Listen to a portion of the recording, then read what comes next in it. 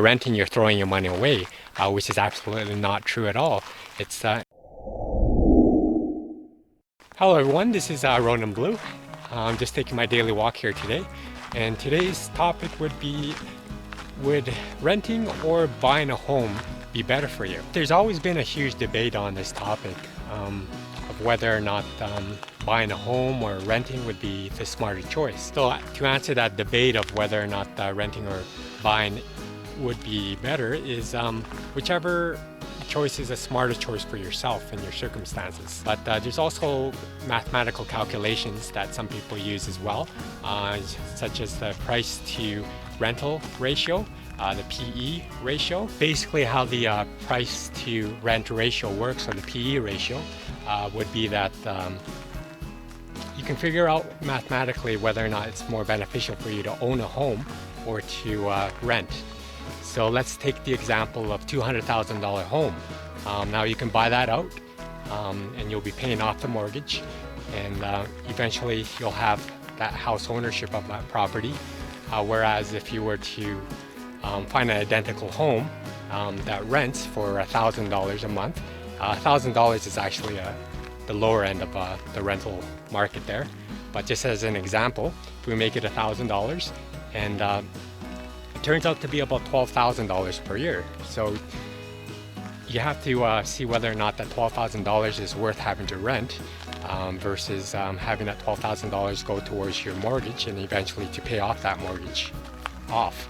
From that perspective, in the longer term, when you do retire, it might be beneficial for you. Buying that home back in, let's say, the 1980s was a lot more affordable when you compare what the housing prices were back then versus the amount of income that the average person had back then as well. The average median price for a home nowadays is around $240,000 USD. But if you look at the current US average household income, it's around $70,000 USD. So if you were to look at that in comparison to how much the houses are today, it's actually around 4 times higher than it was then compared to the 1980s, where incomes were still lower, but housing prices were a lot cheaper.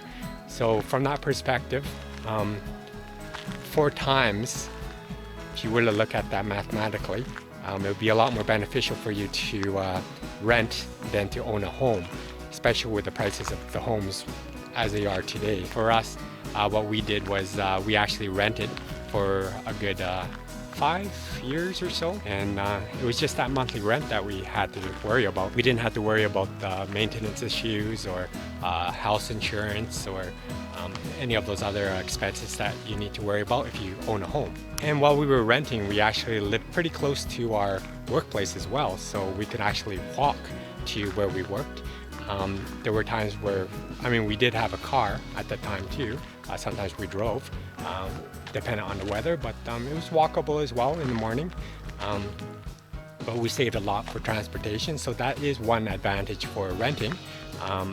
Having to have an apartment just nearby to your workplace. So, because overall, the major expenses that you would have would be your household expenses and transportation. And transportation is variable. Like you can walk to work, or you can pull to work. There's ways to really save if you're renting. But having to decide whether or not to rent or buy is really an emotional state and a financial one too. So there's a lot of people who actually feel that they're pressured to buy a home, and it's a lifestyle of the Joneses pretty much. One big house, 2 cars would be the ideal lifestyle, the American dream to follow. So there's that emotional state or that pressure from society to buy those big homes, and also that bigger the better mentality that's there in the United States. But a lot of people are unprepared to buy those homes. They don't have a large enough down payment.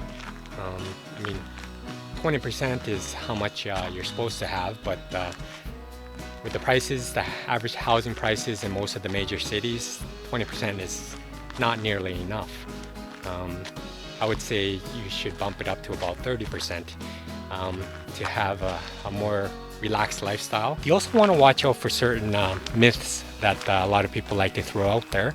For example, renting. They say that by renting you're throwing your money away, which is absolutely not true at all. It's opportunity cost, and depends on what you do with those extra funds that you could potentially save as well. The myth that a lot of people actually talk about for home ownership would be that it's forced savings.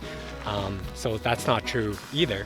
I mean, if you decide to stay in one spot and in that home for many years, then that would probably be the case. But in most cases, because of job displacement, for example, a lot of people move on and move out of their home and into another neighborhood, perhaps into another home. And from that perspective, you're not really gaining much from it, because you'll be paying more interest in the longer term. It's starting to rain. But buying that home is really advantageous for a lot of people, especially those with a family or are about to build a family. But the thing is, some people overdo it, and they actually try and spend more than way above what their means tell them they can purchase. So you got to watch out for some of those calculators that you see online as well. They tell you that you can actually afford more home than you actually could. So that actually brings me to another myth that people say as well. You should pay as much space as possible for a home as you can afford. The bigger, the better mentality again. So it's not necessarily the case at all.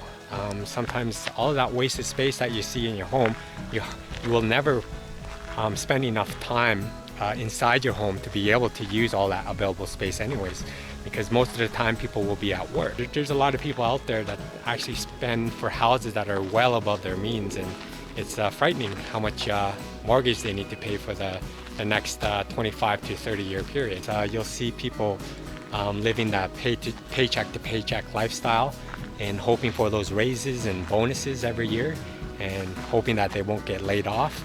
They're essentially trapped paying those mortgages.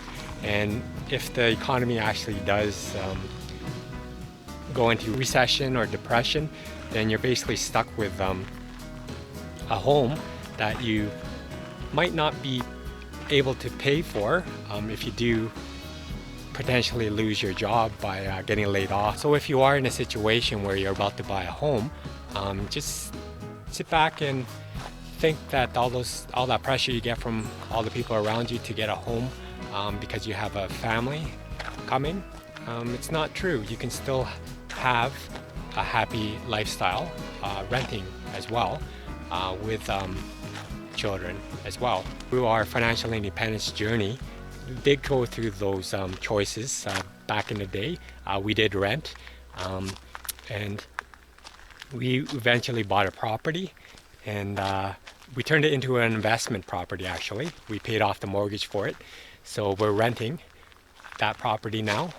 So it's actually become a big part of our residual income or passive income stream. So if you are looking further into the future in investing into property for the purpose of creating passive income or residual income, then it would be a great investment vehicle for you in financial independence. But we've been renting that property for roughly about 3 years now, and it's brought back some pretty good returns. Some people actually mentioned that we shouldn't have actually paid off the mortgage for that rental property, but the thing is, I think I'm glad that we did, because we're getting 100% of the profits into our pocket now, so we don't have to worry about that monthly mortgage anymore. So it's great for us to take that step. So you can actually do that for your future as well. You buy a property and make sure you stay there for a longer duration, keep it maintained and in good condition, and then eventually think of it as a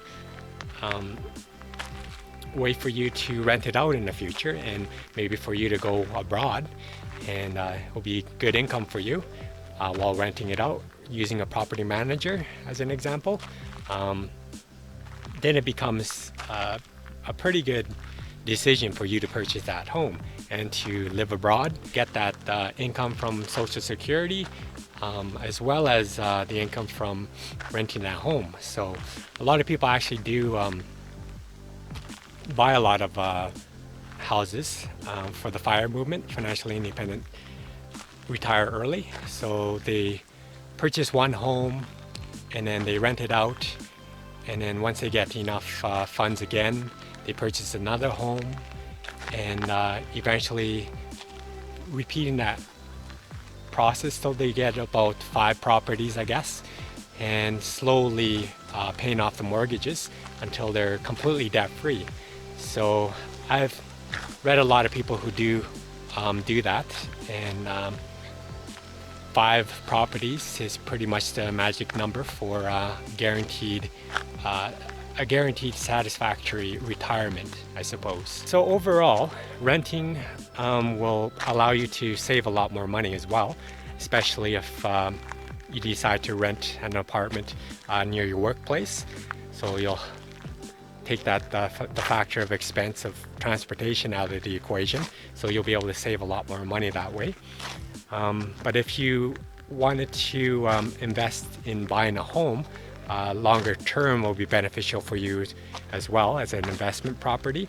So it's a really hard decision to make, and it really depends on your lifestyle and your current situation. There's actually some cunning ways people use rental property as well. I knew of a friend back in the day during his college years. He actually rented out a house.